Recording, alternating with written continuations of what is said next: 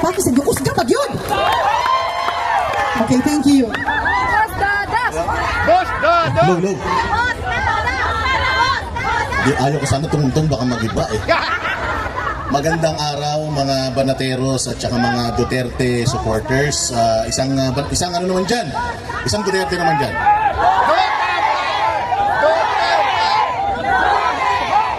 Sa wakas, nakarating na rin ang Banateros sa Europe. Maraming salamat unang-una sa lahat sa mga organizers. Ang swerte nyo dito kasi pwede to. Sa Pilipinas, hindi pa pwede to. Nakakulong na kayong lahat kung sa Pilipinas yung ginawa to. Bawal na bawal to ron. Bagamat wala namang batas na nagbabawal talaga sa mga ganitong klaseng pagtitipon. Pero parang ganun sa Pilipinas, matindi. Nagsisimula pa lang magtipon-tipon, mas madami na yung polis kaysa dun sa magrarally. Di natin alam kung bakit. Pero again, nagpapasalamat tayo sa mga organizers. Maraming salamat sa mga volunteers. Siyempre, maraming salamat sa mga nagmamahal kay Pangulong Duterte na nanggaling pa sa iba't ibang lugar dito sa Europe. Kayo po talaga ang bagong bayani. Alam niyo po, si Pangulong Duterte, lagi niya kayong pinauuwi. Lagi niyang sinasabi na umuwi na kayo, nagsasayang lang kayo ng oras. Kilala po namin si Pangulo. Ano yun? Pagdating sa mga ganyang bagay, kung ano yung sinabi niya, kabaliktaran nun yung gusto niya. Sa totoo lang, yung walang pagod niyong pagpunta rito para ipakita yung suporta sa kanya bagamat hindi niya kayo nakikita, nakakarating sa kanya lahat yun. At alam niyo ba na ang saya-saya ni Pangulo kapag nalalaman niyang hindi kayo napapagod sa paglaban para sa kanya. Ayaw natin na maramdaman niya na sa kabila ng ginawa niyang paglaban at pakikipaglaban para sa atin, ayaw kong isipin niya na iniwanan natin siya. Hindi namin kaya sa Pilipinas na magpunta lahat dito para sumuporta, pero kung kaya lang, pupunta kaming lahat dito. Pero maraming salamat kasi nire-represent nyo lahat ng mga Pilipino sa Pilipinas dito para ipakita sa ibang mga lahi dito na mahal natin si Pangulong Duterte. At lahat ng mga paratang nila kay Pangulong Duterte, puros kasinungalingan at politika lamang. Kaya maraming salamat. Hindi matatapos ang aming pasasalamat sa inyo. Kasi kami sa Pilipinas, alam niyo nung kukunin na si Pangulong Duterte, bago mangyari yun, magkakasama kami sa Hong Kong. Alam mo, pinipigilan na siyang umuwi ng Pilipinas nun. Sinasabi sa kanya, may mga intel kaming natatanggap na huhulihin siya. Sabi namin, huwag kang umuwi. Pero alam nyo, sabi niya, uuwi ako kasi Pilipino ako eh. Kung anong mangyari sa akin, siguro naman hindi ako pababayaan ng mga kababayan ko. Ang pinakamasaklap, masyadong malakas yung kalaban natin. Kaya lang, lagi niyong tatandaan na kahit gaano sila kalakas, may katapusan sila. Yung pagmamahal natin sa Pilipinas, pagmamahal natin kay Pangulong Duterte, walang katapusan. At ipapahiram natin yung pagmamahal natin kay Pangulong Duterte sa iba pang mga Duterte. Pwede? Kaya muli po, maraming salamat sa inyong pagpunta rito. Matagal na namin gusto mga Banateros na magpunta rito. No po? Matagal na po namin gusto magpunta talaga dito para magpakita ng suporta. Kaya sa tuwing nakikita namin na hindi kayo napapagod, hindi rin kami nawawalan ng pag-asa. Kaya kayo po mga nandito sa abroad, gamitin po ninyo ang inyong social media. Ipakita po natin sa buong mundo kung gaano kamali ang gobyerno ng Pilipinas at kung gaano natin kamahal si Pangulong Duterte. Maswerte kayo dito kasi may kalayaan kayo. Kami sa Pilipinas, wala na. Kaya ipagpatuloy natin yung ginagawa natin, wag po kayong mapapagod. Alam ko magastos to. Alam ko nakakapagod to. Alam ko nakakagutom to. Pero marami pong taong umaasa sa inyo. Si Pangulong Duterte, matanda na. Sabi nga ni VP Sara, humihina na. Huwag nating hayaan na yung kanyang loob humina dahil unti-unti tayo nagwawatak-watak. Magkakaiba man po tayo ng opinyon, magkakaiba man po tayo ng mga pinakikinggan at pinapanigan, sana po magkakaisa po tayo sa isinusulong natin na pagmamahal kay Pangulong Duterte. Okay po ba yun? Huwag na natin pakinggan yung mga awayan dito, awayan dyan. Importante yung ating common goal. Oo, si Tatay Digong ang bida dito. Wala nang iba. Ikaw na! Okay, Boss Dada! muli po. Salamat po sa inyong pagpunta rito. Hindi na po ako magtatagal dahil marami pa pong mga importanteng mga tao na dumayo pa rin mula sa Pilipinas papunta rito. I love you too, Mami. Love you! Mabuhay kayo. In behalf of Banateros Brothers, si Banat Bay, si Coach Oli, si Master Judea at si Paring RJ, Boss Dada TV po. Meron po kaming programa gabi-gabi sa SMNI. Panoorin po ninyo. Alam niyo naman po, SMNI na lang ang naghahatid ng totoong balita at tamang balita. Tama? Ayan. At may mga vlog po. Yung mga Banateros, yung Biraderos, lahat po ng mga DDS. I-like and share po natin. Mas maraming nakakapanood, mas maraming naliliwanagan. Maraming salamat po. Ang totoong people power nasa social media. Gamitin po natin ang mga social media natin para ipakita sa buong mundo na solid ang Pilipino para sa mga Duterte. Maraming salamat po. Mabuhay kayo.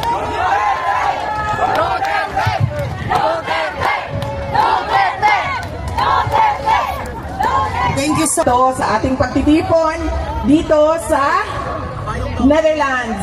Una na po, ang ating mga leaders sa iba't ibang bayan dito sa Europe. Ang sunod ay si Sir Malcolm Conlan, si Boss Dada. Nasa kanyang pakikipaglaban ay marami na rin kaso na final sa kanya at hinahabol pa ng BIR. Alam niyo, totoo yan. Hindi lang si Boss Dada, no? Meron pang ibang mga social media personalities na mga kakampi natin at mga kasama natin sa pagsuporta kay dating Pangulong Rodrigo Duterte.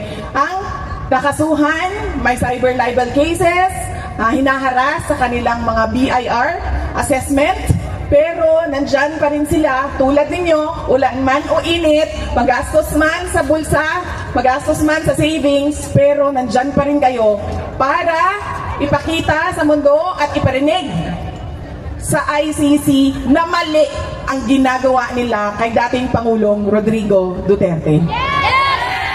At kasama ko din si Attorney Vic Rodriguez, si Senator Robin Padilla, kasama ang mga mahal niya sa buhay, si Ma'am Mariel Rodriguez Padilla, at si Attorney Jimmy at Attorney Isabel Bondok. Nagpapasalamat ako sa kanila dahil sila man ay gumastos din ng sarili nilang pera para pumunta dito at hindi napapagod sa paulit-ulit na pagsabi sa maling ginawa ng ICC at ng administrasyon ni Bongbong Marcos kay dating Pangulong Rodrigo Duterte.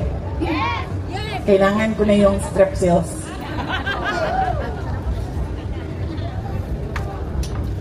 Wala kasi ang boses ko. Ganyan talaga pag singer. Kailangan mo alagaan ang boses mo.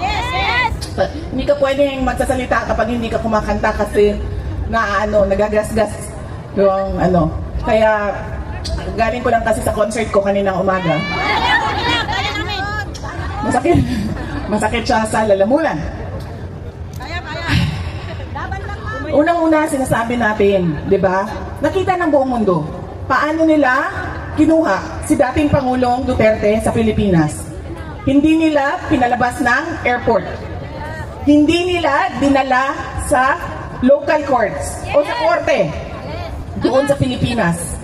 Pinilit nilang pasakayin sa eroplano at dahil matanda na, nanghihina, wala ng lakas, hindi na nila kaya din magsabi na huwag niyo ako hawakan. Tinulak na lang, inakay paakyat ng eroplano. Dinala nila ng kahit walang passport, walang papeles para sa kanyang paglipad papuntang UAE, papuntang The Hague, Netherlands. Pangalawa, jurisdiction. Sinasabi natin, lapas na sa isang taon na pwede ang ICC mag-imbestiga. Dahil umabot na ng 2 taon bago sila nagbukas ng investigasyon sa complaint. Reklamo na inihain ni former Senator Trililing ang tawag sa kanya ng karamihan. Na binase din sa mga witnesses niya na tulad ni Las Cañas na may kasong perjury o pagsisinungaling under oath. At kay Matubato, napabago-bago ang sinasabi. At lumabas na rin doon sa Senate hearing na may sayad o medyo may mapapansin mong may sira ang kanyang utak. Yaan ang mga witnesses na sinabi doon sa complaint. Ito yung mga witnesses namin. Sinundan naman ng mainstream media na kasama ang Western media. Ano sinabi nila? 12,000 ang namatay, 15,000 ang namatay, hanggang umabot na sila sa 30,000 ang namatay. Noong sinabi na bigyan niyo sa amin. Isa-isahin natin ang mga pangalan. Hindi yung pwedeng magsasabi ka lang 30,000 ang namatay, tapos kahit isang pangalan wala kang maibigay. Tanim patay. Kung may tanim bala, merong tanim patay. Yes. Diba? Yan ang hawak-hawak nila ngayon laban sa dating Pangulong Duterte. Wala man lang sila kahit isang ebidensya na nagsasabi na totoo ang mga paratang ni Trillanes. At dahil nga wala na patapos na ang ICC bilang isang institusyon. Wala na silang kaso. Isa na lang ang kaso nila, yung kaso ni President Duterte. Nakakita sila ng isang administrasyon ni Marcos na ayaw niya na naririnig na mayroong kumukontra at nagsasabi na mali ang ginagawa ninyo sa pamahalaan natin sa Pilipinas. They're stifling dissent. They are demolishing opposition. Si Pangulong Duterte ang staunch critic ng administrasyon ni BBM. Kaya anong ginawa nila? Nung seryoso na tinatanong, may problema ka sa kapasidad mo mag-isip dahil gumagamit ka ng cocaine. Nung nagsabi na si Pangulong Duterte, pumirma ka ng budget, presidente ka, pumirma ka ng budget na madaming blanco. May blanco sa pera. Hindi blank check ang budget. Kailangan nakasabi dyan kung saan gagamitin at magkano. Ibig sabihin, hindi mo binasa ang budget. Labag sa batas yun. Kahit man, ang mga blanco sa budget, labag din sa konstitusyon yun. Marami daw dahil. Anong ginawa nila? Kinuha nila, sabi nila, ICC. Ito na, may kaso na kayo, ihahatid namin sa inyo. Walang problema. Illegal ang pagkuha sa kanya dito sa Pilipinas. Wala namang maghahabol sa amin dito. Kami ang makapangyarihan dito. At yan silang lahat, wala. Yan sila. Wala silang boses, wala silang magagawa kung ano ang gusto naming mangyari. Ganon ang ginawa nila sa ating pinakamamahal na dating Pangulong Duterte. Noong isang kahapon, nandito ako, bumisita ako kay President Duterte. Sinabi ko sa kanya, bukas meron kaming rally. Sabi niya, ano ang rally niyo? Sabi ko, laban sa ICC. Laban sa administrasyon ni BBM. Kasi mali naman talaga yung ginawa nila. Hindi naman pwede na itama mo ang isang mali sa paggawa pa ng isa pang mali. Diba? Tapos sabi niya, bakit meron pa bang mga tao na pumupunta doon? Sabi ko, ang daming Pilipino sa buong mundo ang lagi-laging gumagawa ng pagtitipon.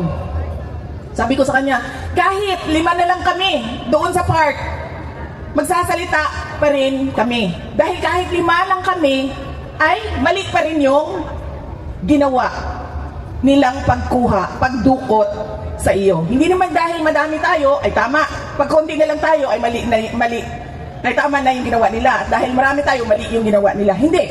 Kahit mag-isa lang akong datayo dito, alam mo ma'am, may nakita ako isang babae doon kahapon. Ano siya, foreigner. Doon sa may train station. May dala-dala siyang sarili niyang speaker. At nagsasalita siya, di ko naiintindihan dahil Dutch ata yung salita niya. Nagsasalita siya, mag-isa. Walang nakikinig sa kanya, walang nakatayo sa harap niya, pero nagsasalita siya. Naisip ko, aabot din ng panahon na ganun na rin ang gagawin ko. Kahit mag-isa ako, magsasabi ako sa ICC, mali ang ginawa ninyo. At pinagpipilitan nila ang mali na ginagawa nila dahil dinidikdik nila sa ating lahat ang kanilang mga paniwala. It's a very Western-centric mindset. Nakita niyo ba kung meron silang nakuhang mga malalaking detainees, mga akusado? Saan sila lagi kumukuha ng mga tao na nililitis nila? Sa Africa. Andun sa loob, kasama namin. Hindi ko lang sila makausap dahil French ang kanilang pananalita. Ganon ang ginawa ng ICC. At ngayon, dahil alam nilang dalawa, alam ng ICC, alam ng administrasyon ni BBM na wala kahit isang ebidensya, ay gumagawa na sila ng ebidensya. Lahat ng namatay, war on drugs. Lahat ng buto, war on drugs. Pati Dolomite, day. Pati Dolomite. Wala na sila sa nila. Lahat ng pinatay dahil sa love triangle, war on drugs. Lahat. Sabongero. Dahil wala nga silang ebidensya. Missing Sabongeros, ang tagal na yan, di ba?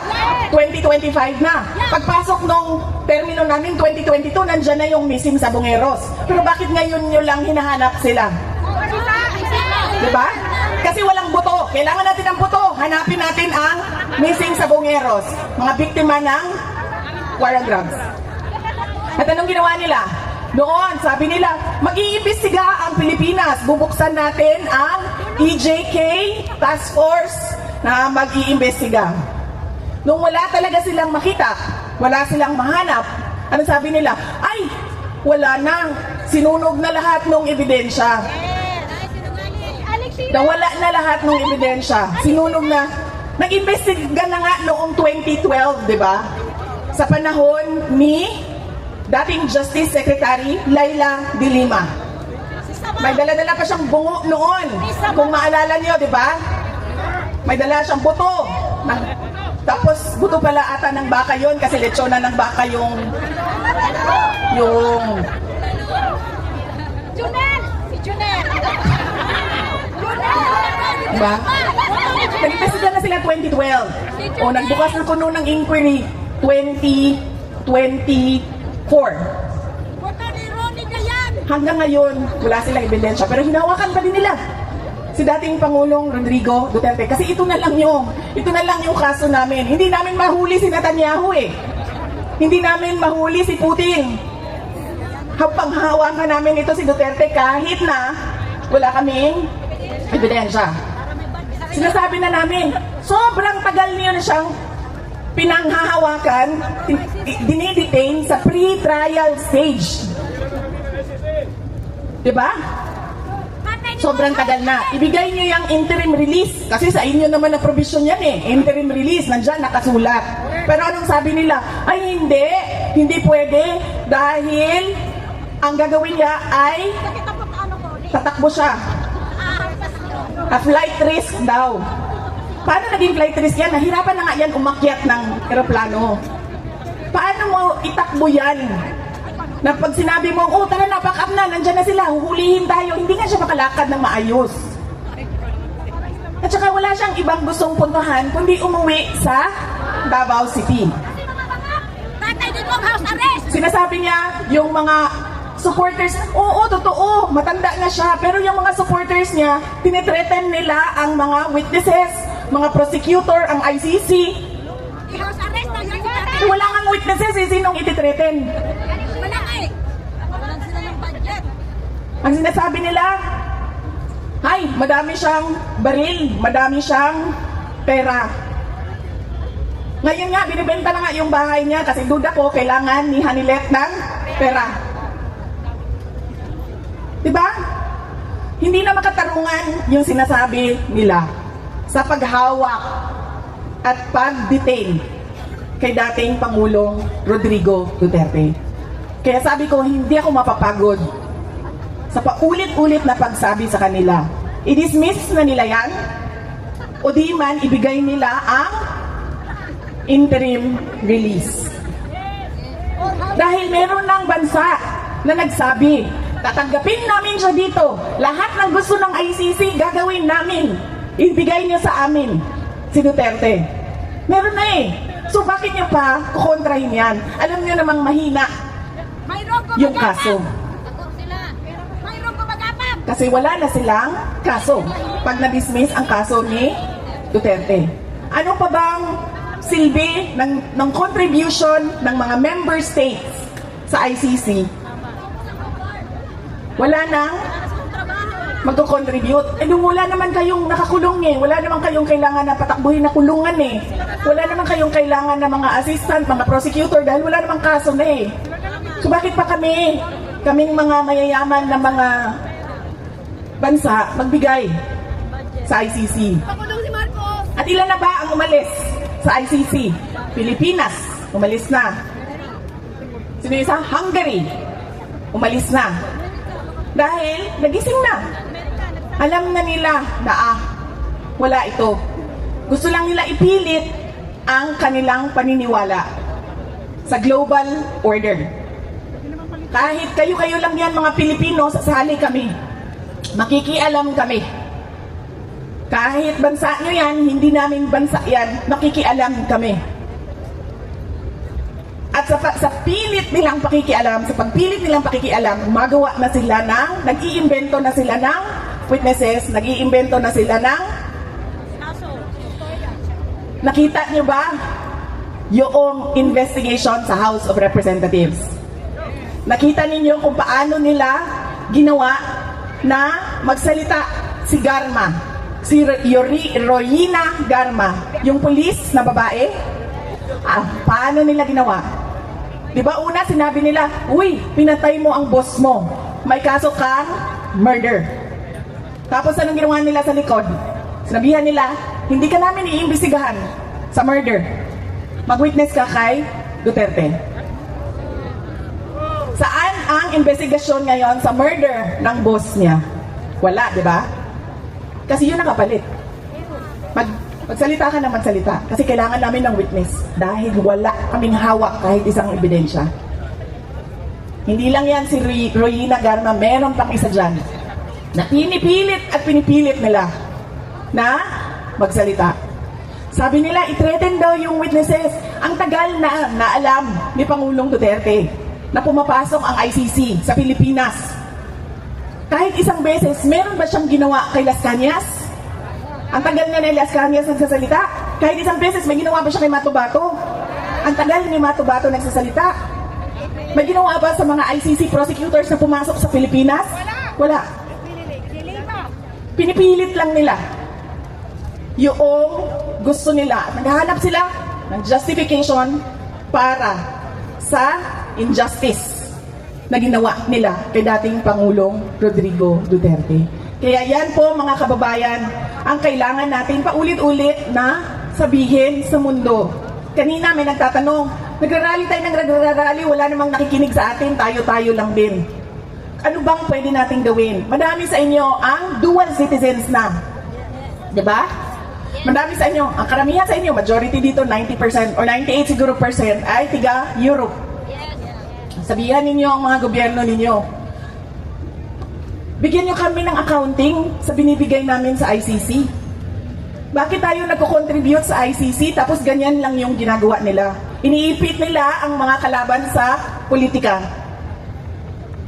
Nagpapagamit sila sa mga bansa. Ginagawa nila exchange gift.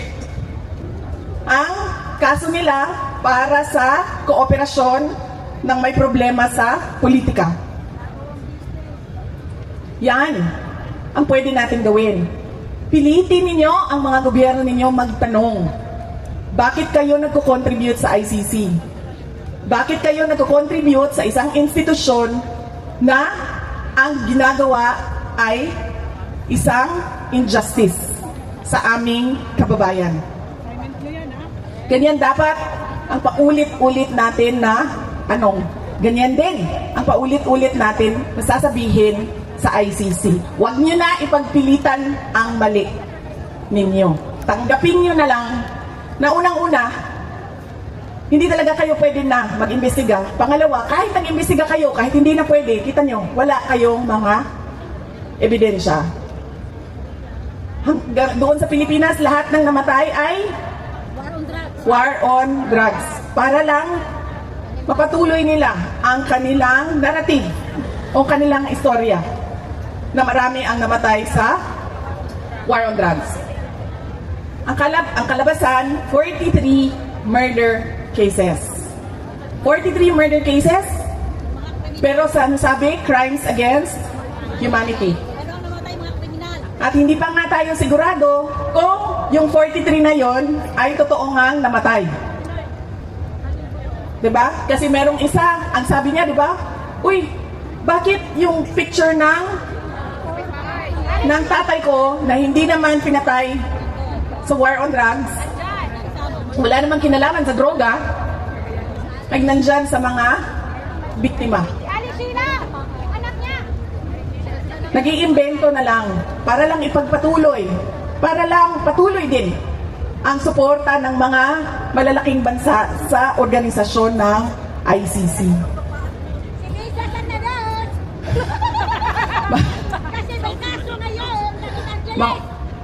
Yes ma'am, papunta na po tayo doon. Ang estado ng ating bayan. Ano ang nararamdaman natin? Hopelessness, frustration, anger. Dahil tayo ay bumoto. Bumoto tayo ng isang presidente na ang sabi niya, unity at continuity ang kanyang dadalhin para sa Pilipinas. Anong nangyari? Walang naibigay kahit isa. Wala tayong nakikitang pagbabago. Kayong lahat, masasabi niyo yan. Kasi pag uwi niyo sa airport pa lang, nakakabuisit na, di ba? Iritado ka na sa airport pa lang. Kasi alam nyo, kahit na malaki yung airport natin, merong mga lugar dito na maliliit lang ang airport nila, pero maayos, malinis. Organized. Napakadaling lumabas, walang nakatinda sa Diba? Hindi ka natatakot na nakawin yung laman ng mga pasalubong mo. Yes!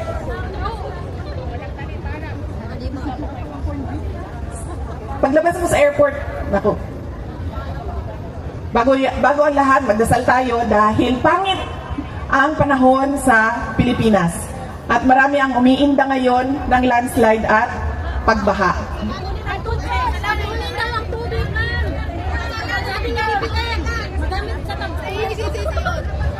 Sinabi niya yan, ma'am, magagamit ang tubig sa tagtuyo.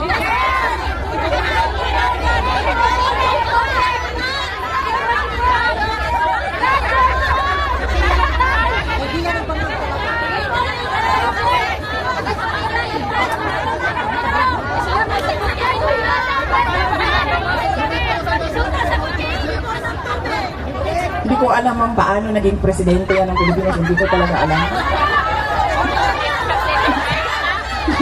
Sorry. Please be with you.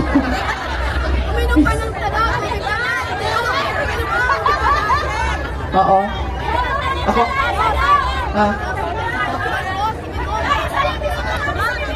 Oo, ma'am. Alam ko yun. Madami nagsasabi sa akin yan. Sa Pilipinas, ma'am, kahit saan ako umikot, yan ang sinasabi nila. Dahil sa'yo. Dahil sa'yo.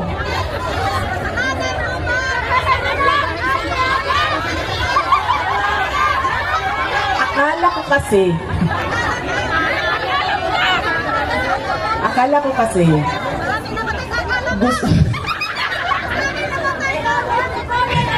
akala ko kasi di ba ikaw magulang ka or may edad ka na, magulang ka, ang gusto mo para sa anak mo may maganda hindi bumabaha yung inyong lugar, makakalakad siya, makakapasok siya ng paaralan ng maayos, hindi tayo takot na may mangyayari sa kanya.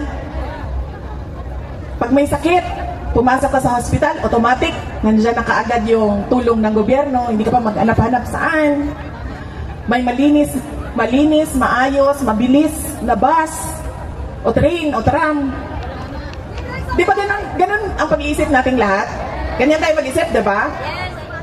At tapos pangarap natin na, ay, sana umabot ang araw na hindi na tulad ko ang aking mga anak na naghihirap dito sa ibang bansa. Na dugo, luha at pawis, araw-araw ang nangyayari sa akin dahil sa pagtatrabaho para sa aking pamilya. Di ba ganun yung pangarap natin?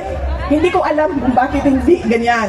Akala ko, ganyan ang pangarap niya para sa atin lahat. Lalong-lalo na para sa ating mga anak.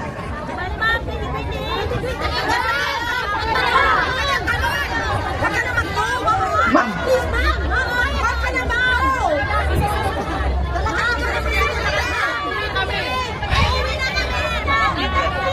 Ma'am, hindi kasi siya gawain ng isang tao lang. Hindi siya gawain ng presidente. Isipin mo, kunwari, presidente ako. Kunwari, nakita niyo yung House of Representatives, ma'am? Ilang buhaya yon? 305? 315? O sabihin na lang natin, hindi buhaya yung iba. 295 buhaya.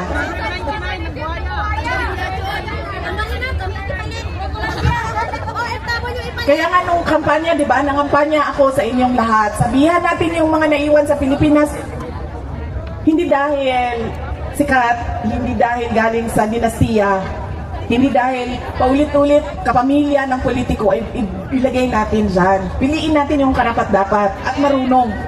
At nag-iisip siya para sa bayan at sa taong bayan. Diba? So, isipin mo ma'am, sa susunod na eleksyon, nandyan na naman sila. Kaya hindi siya magagawa ng isang tao lang. Kailangan baguhin natin. Tayong lahat, sama-sama, baguhin natin yung mukha. Totoo yan, ma'am. I agree. I totally agree sa sinasabi mo na may dayaan sa nakaraan na eleksyon. Kaya paulit-ulit ko din sinasabi sa PDP kasi hindi ako member ng PDP party. Sabi ko sa kanila, questionin nyo. Kumuha kayo ng magagaling na election lawyer, kumuha kayo ng magaling na IT expert. Tanungin nyo yung resulta. Kasi hindi siya mathematically possible.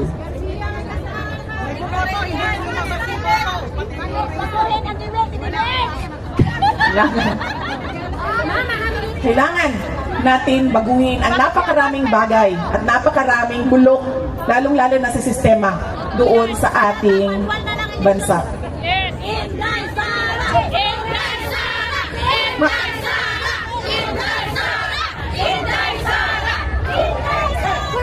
Hindi ito kampanya para sa 2028 elections ha. Ito ay rally kontra sa ginagawa ng ICC. Ano ba injustice sa Tagalog, ma'am? Injustice.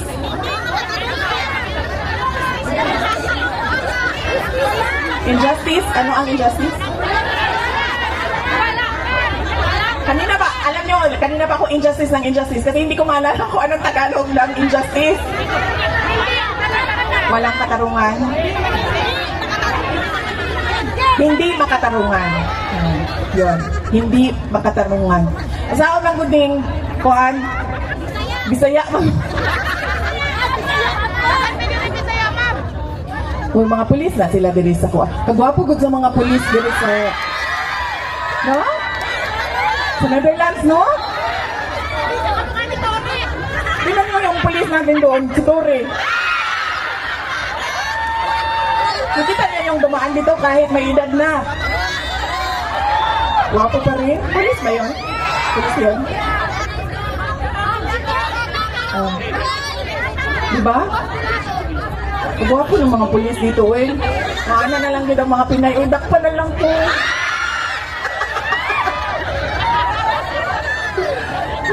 Dito po sa ICC, sa detention, sa prison, Siabingin.